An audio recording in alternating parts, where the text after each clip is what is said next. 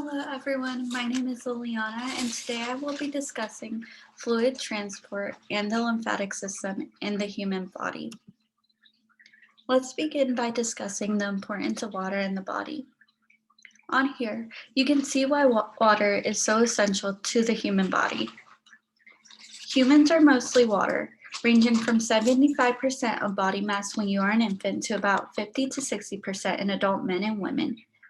This can be as low as 45% in old age. The brain and kidney have the highest content of water, which composes 80 to 85% of their mass. Next, let's discuss the fluid compartments.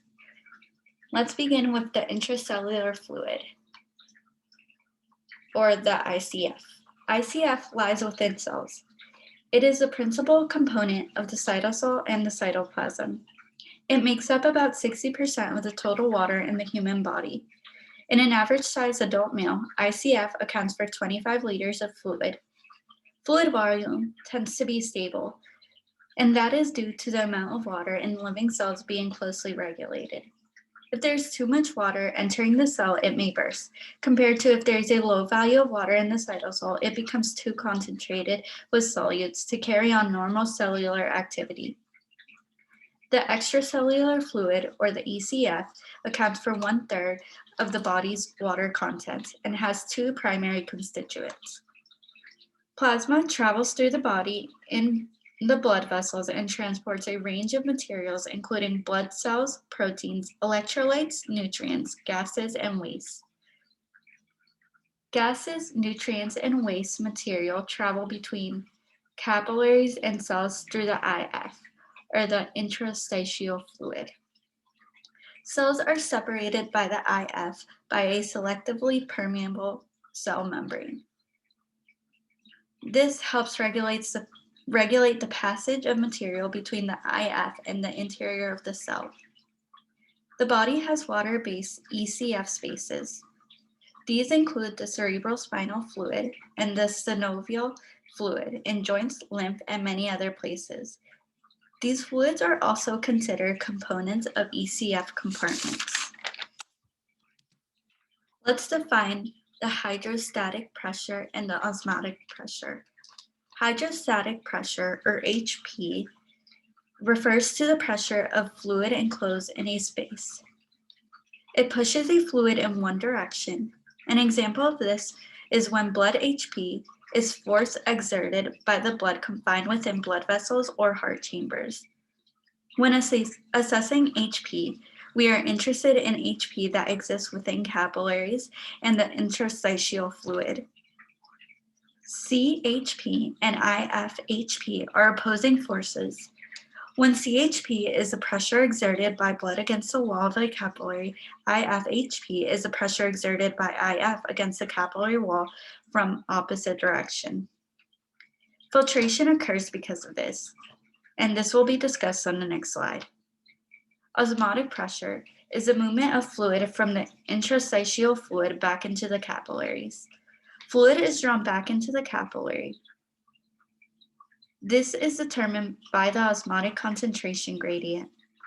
The difference in the soluble to water concentration in blood and tissue fluid is a region of higher concentration. Plasma protein plays a key role.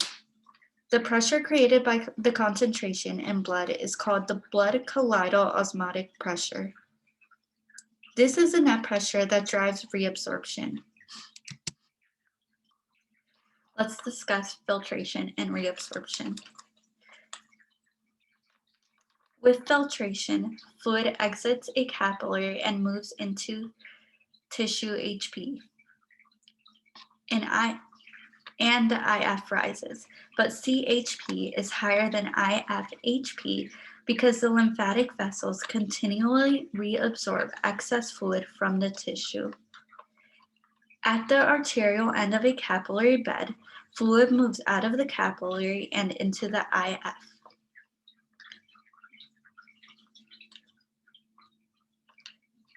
With reabsorption, IFCOP is low because of IF containing few proteins.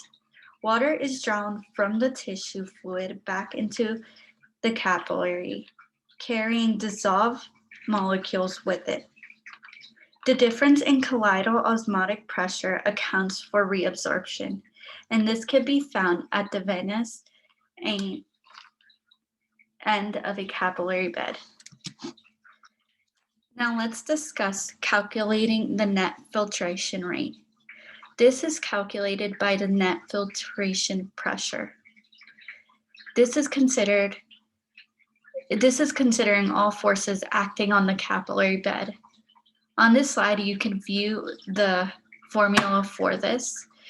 At the arterial end of a bed, that is a capillary bed, hydrostatic forces dominate, which is filtration, and the fluid flows out. At the venous end of a capillary bed, osmotic forces dominate. Reabsorption occurs, and that means fluid flows in.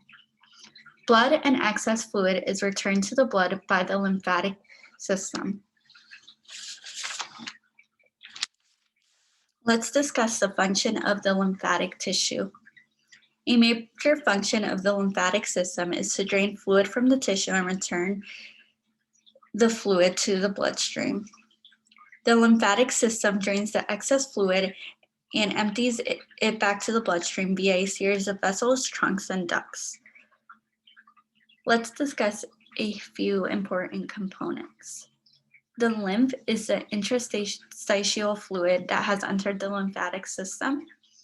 The lymphatic vessel transports cells of the immune system, and the lymph nodes are the area of staging for the development of critical immune responses. Now let's discuss the structure of the lymphatic system. The lymphatic vessels begin as lymphatic capillaries closed at one end, which then feed into larger and larger lymphatic vessels and eventually empty into the bloodstream by a series of ducts. Lymphatic capillaries are vessels where interstitial fluid enters the lymphatic system to become lymph fluid.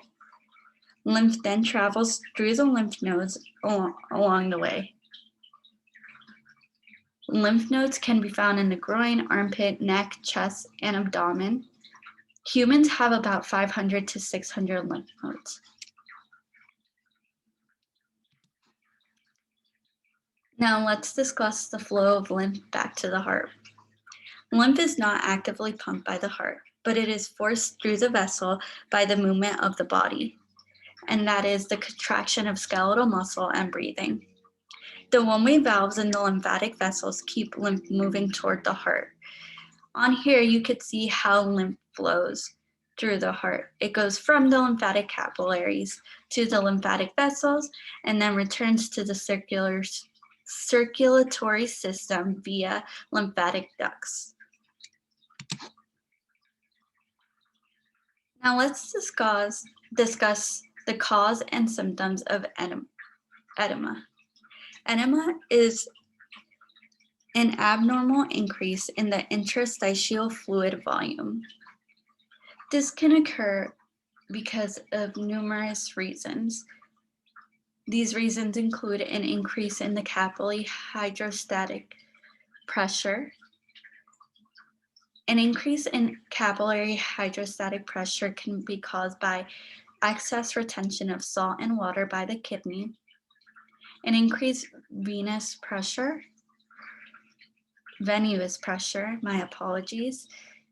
decreased arteriolar resistance,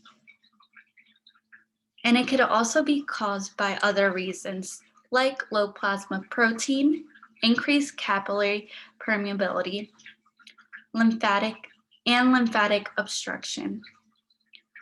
Symptoms of edema include swelling or puffiness of the tissue under your skin, stretched or shiny skin, skin that retains pits after being pressed, and this can be seen in the picture. On the bottom of the picture, if you see a finger is being pressed against the skin, and when it is pressed, it leaves sort of like a dimple. Another common symptom is increased abdominal size. And that was my brief review of the lymphatic system, and fluid transport in the human body. Here are my references.